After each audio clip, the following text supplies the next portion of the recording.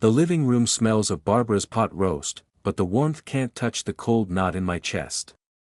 We're at the dining table, me, Barbara, and our old friend Tom, who's halfway through a Budweiser and a story about his fishing trip. He pivots, smirking. "Andy, you still hung up on those Vietnam days? Bet it was just jungle and chaos, huh? Nothing worth obsessing over." His laugh grates like a rusted hinge. I force a smile, my fingers tightening around the faded photo of Nguyệt tucked in my pocket. They don't know. Nobody does. That war wasn't just battles, it was our son, a whole life I lost. Barbara shoots me a glance, her eyes soft but helpless. She knows the weight I carry.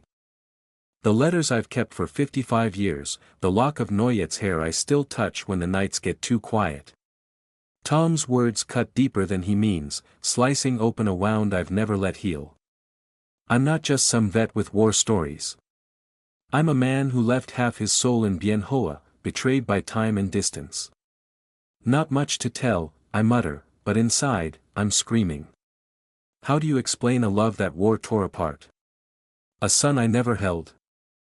The table chat drifts to football, but I'm back in '69, Nguyit's voice whispering, "Don't go to my though, Andy. Stay with me." I was 22, cocky, thinking I'd come back for her. I didn't. The letters stopped, and I've spent decades wondering if she forgot me, or worse, if she thought I forgot her. Tom's clueless jab feels like a betrayal, not just of me but of her, of our boy. I'm invisible here, my pain a ghost nobody sees. I excuse myself, slipping to the den. The photo's edges are worn, Nguyit's smile frozen at 27. I trace her face, my throat tight. "I'm still looking, Nguyit," I whisper. The world thinks I'm just an old man with regrets, but this isn't nostalgia, it's a debt. I owe her the truth, owe our son a father who never stopped trying. Barbara finds me, her hand on my shoulder. "You okay?" she asks. I nod, but I'm not. The past is a blade, and it's cutting deeper tonight. Nguyit's laugh echoes in my head, sharp as a bell, pulling me back to Bien Hoa, '69. We'd sneak to this hole-in-the-wall faux joint, her teasing me over my clumsy chopstick skills. "You're hopeless, Andy," she'd say, her eyes dancing. I was 22, she was 27, and I thought we had forever. But war doesn't care about love. When I shipped out, her last words were, "Write to me. Don't forget." I wrote. God, I wrote. Dozens of letters, poured my heart into every one. None came back. That silence gutted me worse than any bullet. Back in the States, I'd lie awake, imagining her waiting, pregnant with our son. I pictured him with her eyes, my stubborn jaw. But the letters piled up, unanswered. And doubt crept in. Did she move on? Did she think I abandoned her? The not knowing was a slow poison. I'd see kids in the park, wonder if my boy was out there, growing up without me. Every unanswered letter felt like a betrayal, not hers, but mine. I failed her, failed him, failed us, my folks didn't help. "Move on, Andy," Dad would grunt. "War's over. She's gone." They didn't get it. Nobody did. I'd carry her photo, her lock of hair, like talismans against the emptiness. I'd dream of her voice, "Stay with me," and wake up choking on guilt. I wasn't just a soldier who came home, I was a man who left his family behind. The years stacked up, but the pain didn't fade. It festered.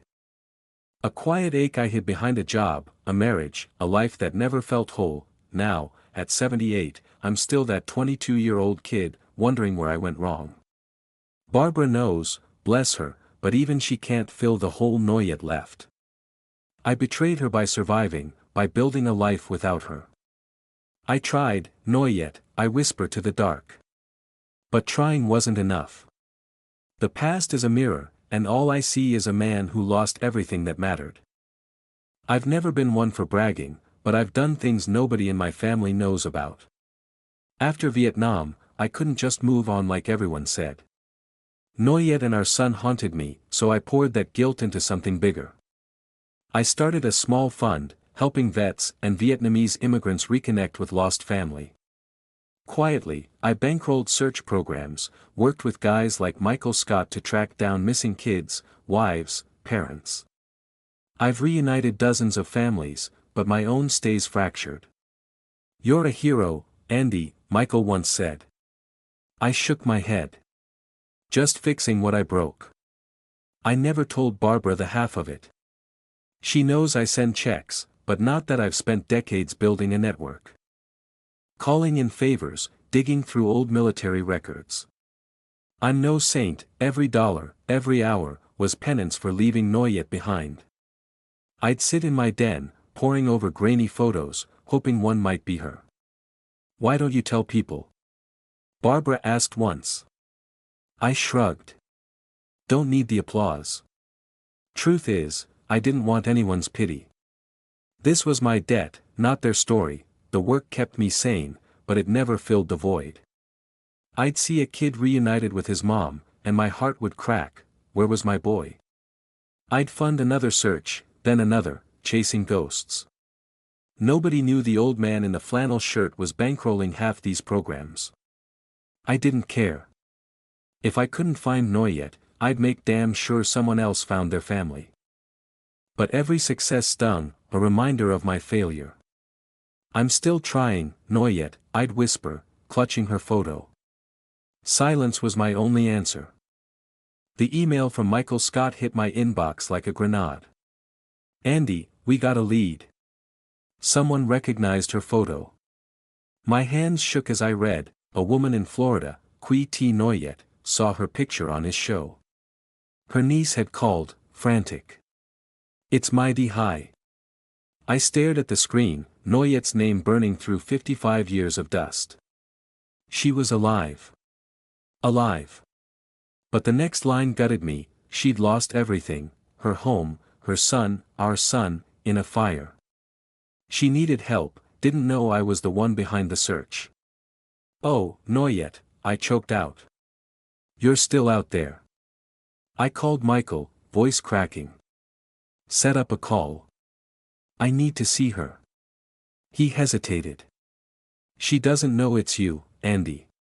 She just wants to confirm the story." The irony hit hard. She was reaching out, not knowing I'd been clawing through decades to find her.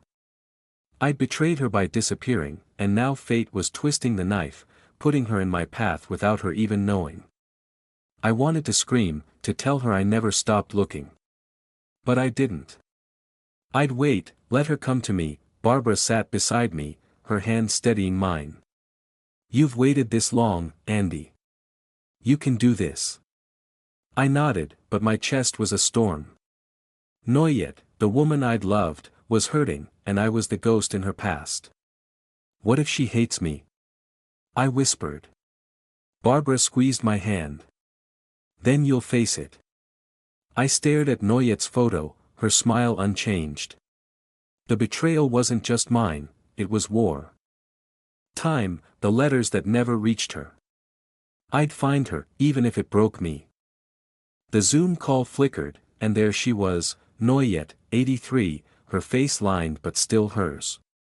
My heart stopped. "Hi, I'm Quy," she said, voice soft, unsure. I wanted to shout, "It's me, Andy." But I froze. Michael Scott guided the talk, asking about Bien Hoa, 69. She spoke of a soldier, a love cut short, a son lost in a fire. Her eyes glistened, and I saw our boy in them. She didn't know I was that soldier. I stayed silent, every word she said a dagger. "I thought he forgot me," she murmured. I hadn't. I never would. I could have interrupted, spilled everything, how I'd sent letters, funded searches, kept her hair like a lifeline. But I didn't. I watched, my chest tight, wondering, would she be the same Nguyệt if she knew? Was her pain real? Or just a story for the camera? The betrayal wasn't hers, it was the years that stole us. I wanted to see her raw, unguarded, before I broke the silence. "Tell me about him," I said, voice steady, masking the storm inside. She smiled faintly.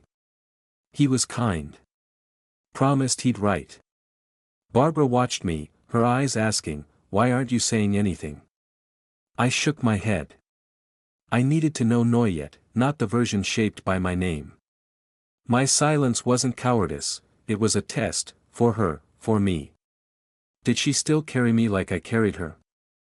Her words, her tears, they were real.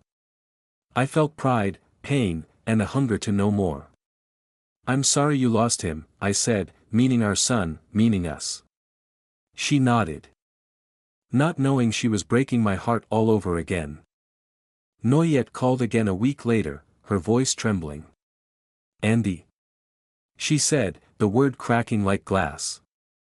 She'd seen Michael Scott's posts, the ones detailing my decades of work, funding reunions, chasing her ghost. "You're him, aren't you? The soldier from Bien Hoa?" My throat locked up. I nodded, the Zoom screen blurring as her eyes widened, then filled with tears. "All this time? You were looking for me?" Her voice was a whisper, raw, like she'd been punched. I'd betrayed her by vanishing, but now she saw the truth. I'd never let her go. I wanted to explain, to pour out the years of guilt, the letters that never reached her. But her face stopped me, shock, pain, and something softer. Like relief. "I thought you forgot," she said, her hands shaking. "I kept your picture, Nguyệt," I managed. "I never stopped." Her silence was louder than words, her eyes searching mine across the screen. It wasn't anger, but a wound reopening. She'd lived thinking I'd moved on, while I'd built a life around her absence. The betrayal was mutual, not by choice but by fate. Barbara squeezed my shoulder, grounding me. Nguyèt's gaze softened, but the air was heavy. "Why didn't you tell me last time?" she asked. I swallowed. "I wanted to know you first, not the story." Her lips trembled, and I saw her wrestle with 55 years of what-ifs. "You did all this for me?" she whispered. I nodded. My own eyes burning. The truth was out, and it hurt like hell, but it was ours. We were no longer ghosts to each other. Nguyệt sent me a letter a month later, handwritten, the ink smudged like she'd hesitated. "Andy, I kept your photo by my bed all these years," she wrote. "I thought you'd forgotten, but I never did." Her words were a lifeline, pulling me from the guilt I'd drowned in. She started calling more, sharing stories of her life, raising kids, surviving loss. I saw her strength, the woman who'd endured without me. I opened up too, telling her about Barbara, how she'd pushed me to find her. "She's a good woman," Nguyệt said, "no jealousy, just truth." I noticed changes in her tone, her questions. She wasn't just reminiscing, she was listening, really hearing me. One call, she asked, "How'd you keep going, Andy? After losing him?" I choked up, thinking of our son. "Because of you," I said. "I owed you that much." Her silence was soft, not heavy. Then she sent a photo of Bien Hoa, a street we'd walked. No words, just the image. It was her way of saying she was healing, and so was I. The betrayal of our past wasn't gone, but we were building something new. Barbara saw it too. "She's different now," she said, smiling. "So are you." I nodded, clutching Nguyèt's letter. We weren't erasing the pain, but we were learning to carry it together. "I'm proud of you, Nguyệt," I told her on our next call. She laughed, soft. "And I'm glad you're still you, Andy." It wasn't forgiveness yet, but it was close, a quiet step toward peace. Michael Scott's live stream was packed, comments flooding in.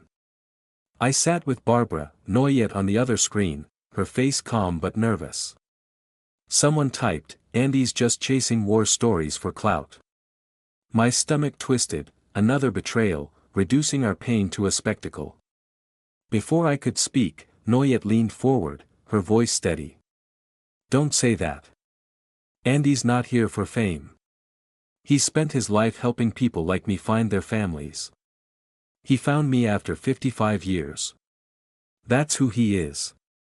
The chat went quiet, and my eyes burned. I'd never expected her to defend me, not like that. Her words weren't just for the crowd, they were for me, a shield against the world's doubts. Nguyệt, you didn't have to. I said, voice thick. She smiled, fierce.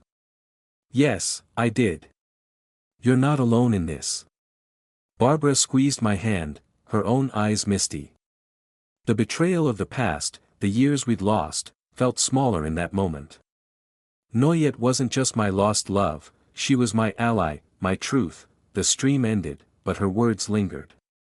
I meant it, Andy, she said later, private. You're more than they know. I swallowed hard. So are you, Nguyệt. For the first time, I felt seen, not as a vet with regrets, but as the man who'd loved her, who'd never stopped trying. The pain was still there, but her voice had dulled its edge. We were protecting each other now, rewriting our story. Nguyệt and I talked late one night, just us, no Michael, no cameras. We spoke of Vu, our boy, lost at 4 in that Pennsylvania fire. He had your eyes, she said, her voice breaking. I clutched her photo, my chest tight. And your smile, Nguyệt. We didn't apologize for the years apart, the letters lost, the lives we built without each other. Words couldn't fix that. But her eyes on the screen, soft and steady, said enough. Vu would have loved you, she whispered. I nodded, tears falling. He's why I found you. The betrayal wasn't ours, it was war, fate, the friends who never delivered my letters. We didn't need to dwell on it. Her voice, her stories, they were enough. Remember that faux place? She asked. Laughing. You dropped your spoon twice. I chuckled, the memory bright. You never let me live that down. We talked until dawn, not erasing the pain but sharing it. I felt her forgiveness in every word, and I gave mine back. I'm glad you're here, I'm glad you're here, Andy, she said. That was our piece, Barbara listened later, smiling. You two are something else, she said. I hugged her, grateful for her strength. Nguyệt and I weren't lovers anymore, but we were family, bound by loss and love. He's watching us, isn't he? I asked her next call. She nodded, eyes shining. Yeah, Andy. He is. No apologies, just us, seeing each other at last. The weight of 55 years lifted. Just a little. I'm in the kitchen, sipping coffee with Barbara, the morning sun spilling through the window. Nguyit's latest letter sits on the counter, a photo of her in Florida tucked inside. She looks happy, Barbara says, stirring her mug. I nod, my heart lighter than it's been in decades. Michael Scott's final video about us is out, the comments full of support. I don't read them. I don't need to. Nguyit's voice, her laugh, her stories, they're enough. We might visit Vietnam, I tell Barbara. She smiles. You should. The betrayal of those lost years still stings, but it's softer now. Nguyệt and I talk weekly, planning a trip to Bien Hoa, to walk those streets again. I think of Vu. Our boy, and imagine him smiling somewhere. You did good, Andy, Barbara says, her hand on mine. I squeeze back, thinking of Nguyit's last call. We'll see each other soon, she'd said, her voice warm. For the first time, I believe it.